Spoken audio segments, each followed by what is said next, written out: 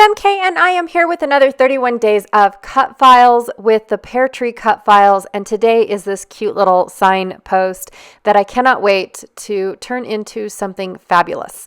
All right, I also have several embellishments from lots of manufacturers. These ones are from 49 and Market. I think they're the ethereal embellishments. I also have some assemblage required little fishies that I'd already painted with some shimmer pins so they glisten like fish do. From 49 and Market again, I have some of these butterflies because that is my goal in life, is to use up all these butterflies that I inherited over lots of collections. From Simple Stories, the Lakeside collection, I have this little fishy. From Peartree cut files, I have this bits and piece that is made out of acrylic that says Living Life. From Dusty Attic, I have these fantasy fronds that are in the Some Assemblage Required shop for their chipboard. From Doodlebug, from Doodlebug, I have this little banner piece that says This is the Life.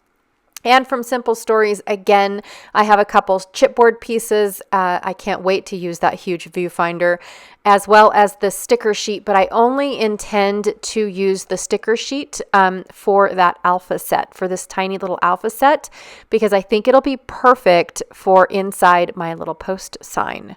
Plus, I have all the letters. Oh my gosh, how amazing. And then I pulled out a ton of scraps, you guys. I have this scrap piece of double-sided cardstock by Close to My Heart. This favorite plait of mine from Close to My Heart.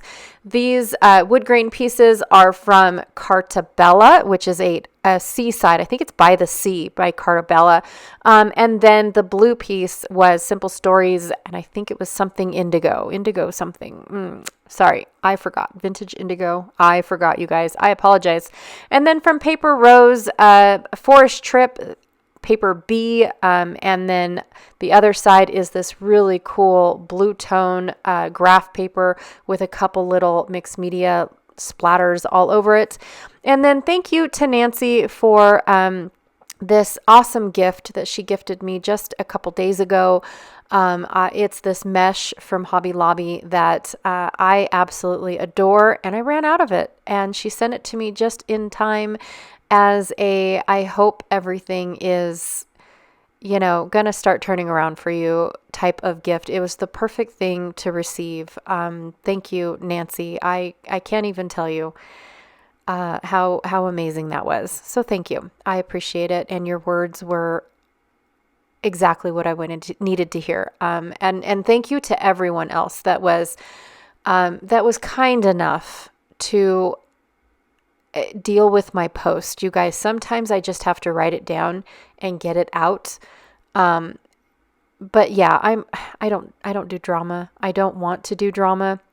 But sometimes I just have to. So everybody knows where I'm at type of deal, especially when it comes to the store. So anyways, blah. So I'm going to cut off a 12-inch strip of that awesome mesh. You guys, again, in the floral department at Hobby Lobby is this amazing mesh. And this one happens to have like this lime green mixed with this brown inside. I've never seen this one before. Super cool. And it was just the perfect touch for this layout. And it came just in time before I did this layout. So I was like super excited. I couldn't tell you the excitement that I had going on when it arrived. And I was like, oh, I know exactly where that's going. Oh my gosh. I was so excited. So I also edge distressed all of my papers just to give it a little bit of lump and bump because of the fact that I knew this was it's going to be a pretty flat page, considering most of my pages are not. So I wanted to give it some dimension, and edge distressing is the perfect dimension for those that don't like a lot of dimension. Now the mesh does give it a lot of dimension, but it's still pretty flat in my world for me. So, and then the chipboard also gives it, and same with the acrylic. But again, it's not the dimension that I like. So yeah, it's dimensional. ish. So I decided to expand my papers going around the band, but I want to tuck this viewfinder in to cover up this duck and kind of just get the cattails and stuff, the greenery from the viewfinder. But I really wanted to cover up that duck.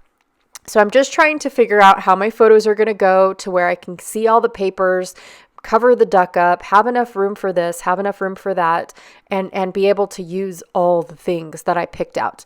I went ahead and took off all of these fronds, is what they're called, fronds, off of their carrier sheet. And then what I do, Dusty Attic's chipboard is laser cut, which means that a laser is burning through the chipboard to put these images on there for us to use. And so it leaves a little bit of charcoal where it has been burned. So I take everything off the carrier sheet and then go wash my hands and then come back and play. Is it a pill? Yes. But it helps keep her costs down for us. I have not seen an increase in her prices in years, you guys. So I'm saying I'd rather go wash my hands and deal with the dust than or the charcoal powder than see her do it for us and her prices increase.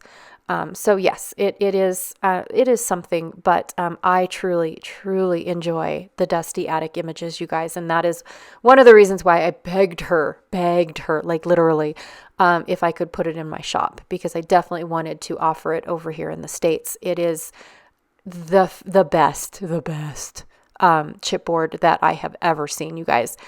So anyways, back at my spiel, I used Old Olive and soft suede in alcohol markers from Stampin' Up. Forgot about that. To color in my signpost. And seriously, I could have just left it the way it was.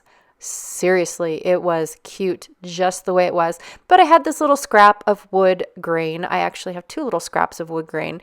So I decided to go ahead and use those for my little signpost. Now, in hindsight, I did not even consider that my wood grain was going to be going in the same direction as the wood grain from the same piece of paper that I used in my background. I had no clue. So I just went with it. It was not something I thought I was going to have one wood grain go one direction and another wood grain go in another direction. At least that's where my mind went.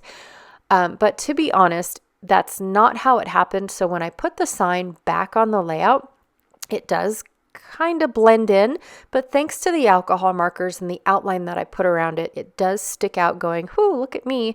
And then of course also the alphas that I'm getting ready to put on will help with that as well. But it was my mistake and too late now, I can't fix it. So all I'm going to put on here, but first I have to fix my letters. I put them on the wrong sign. What I'm putting on here is crawdads in one direction and fish in the other direction. So this is a continuation layout from the crawdad layout that I did 2 days ago. My snap layout, which still makes me giggle. I love that fish. I love how that layout turned out. But my son, this is my middle son, and he was fishing just a few feet, literally feet away from his dad. And he was catching fish like crazy. And then his dad, a few feet down the river, down the lake, I should say. It's not a river, it's a lake. Down the lake, he was catching crawdads. And so I definitely wanted the directions to go in the right way. So crawdads were going to the left because my husband is to the left of my son. And then he was actually catching fish where he was standing. It was crazy weird how that was. And actually, to be honest, my husband caught a duck too. I did not get that picture. But apparently the duck wanted his worm as well. So it was just great. It was really great. But my son was using a different bait. My husband was using live worms, and my son was using this really weird neon orange yuck bait. It was so gross looking when he puts it in the water, like he throws his line out there and puts it in the water. It like leaves this wave of, I thought it looked like toxic waste, but apparently it's for fishing. Who knew? But so he was thinking that's why he was catching all the fish, but no, my husband switched to that as well, and he still caught crawdads. So it was just a great weekend at June Lake, and so it was absolutely perfect, and I just love laughing at him because we all laugh at ourselves, right? It was just great. All right, so last but not least, I'm going to go ahead and add those half butterflies. I didn't get as many butterflies as I wanted to, but I was really liking the way that this layout was looking. I like the addition of the 49 and market elements as well. It just kind of softens up the page from all those harsh lines and things like that. And then, of course, I use glue dots to put my fish down and to put my acrylic title down. I always use glue dots on acrylic. I just feel like it gets a better stick than just liquid adhesive. That's just me though.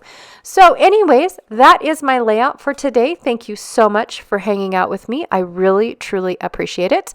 Please be sure to check out the 2 links down below. One is a link for the playlist for 31 days of cut files, and the other one is for the Facebook group where you can get all the links for all the cut files, access to all the happenings, you guys, all the gorgeous layouts that have been made throughout this entire month. I am so impressed with them. And then last but not least, please, please, please go check out Janet Fritz, who is Galaxy Girl Creations here on YouTube.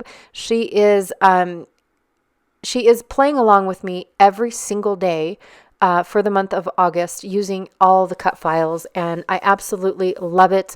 Also, too, today she is going live using this exact cut file, so please go check her out live in the group, in the Facebook group. She will be posting when she's going to go live. That way everybody is aware of what time and set it to their calendars and whatnot. So anyways, thank you so much, and I will check y'all later. Bye.